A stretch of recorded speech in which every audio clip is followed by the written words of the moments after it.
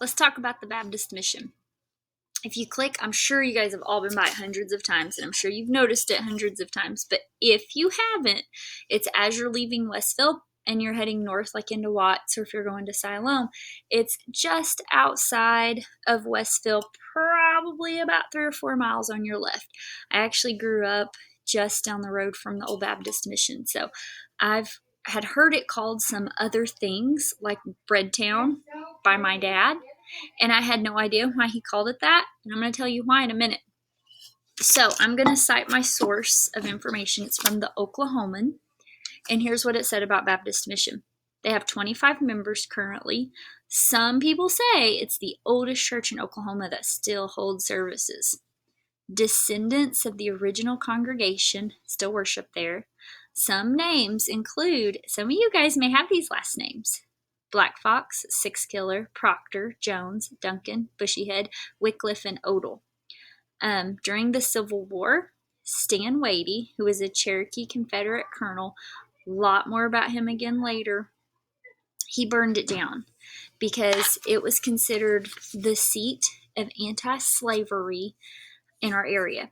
The preacher, who I'm also going to do a little short video about if you'll find him in the room, he had kind of an interesting life. He sounded like a pretty great man who really helped the Cherokee people. And they even made him an honorary member of the tribe, even though he was born in Wales.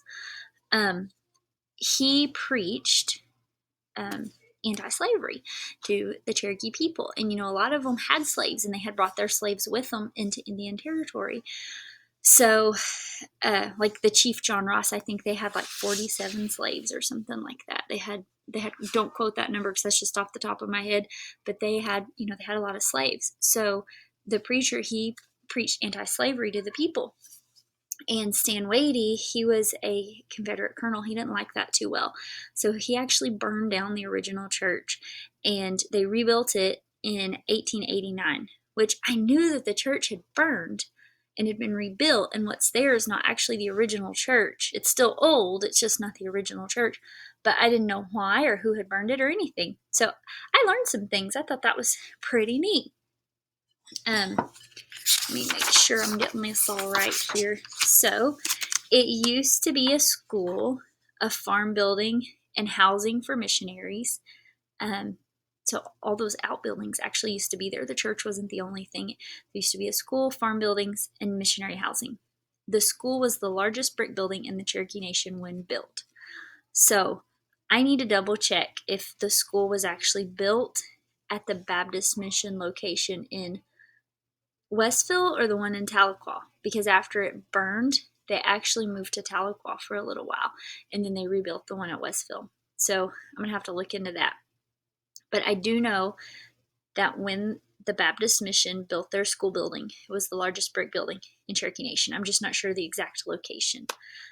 It also said there was a lost cemetery there, which I thought was kind of neat. I'd sort of like to know where that is. So the reason it was called Breadtown was because after people sort of got organized after the Trail of Tears, the missionaries managed to get food and rations out to the Cherokee people. And so the Cherokee people nicknamed it Breadtown because that's where they would go to get their food. So I never knew that. And, I wished I had questioned my dad, why did you call it Breadtown? But I never asked. It was one of those things you hear and it's in one ear and out the other. But when I was doing my research for this video today, that really rang a bell. And I thought, oh, now I know why sometimes he would refer to it as Breadtown. It's interesting. I'm sure he had heard his grandpa refer to it as Breadtown, and his great-grandpa referred to it as Breadtown because that's what the locals referred to it as for a long time. The Baptist Mission got a printing press in August of 1844, and they printed the Cherokee Messenger, which was the first periodical printed in present-day Oklahoma. They were printed in Cherokee. All but the very first issue were in Cherokee.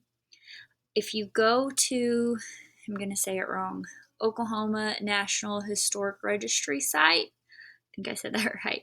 It's the same website where I have the Cherokee newspaper attached to the ink quill on my desk.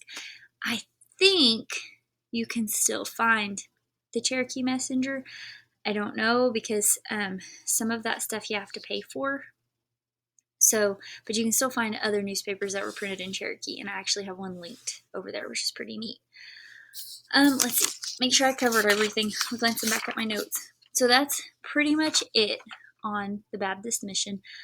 I will do a little short video on the minister who really was the driving force behind that congregation and how he helped the local people.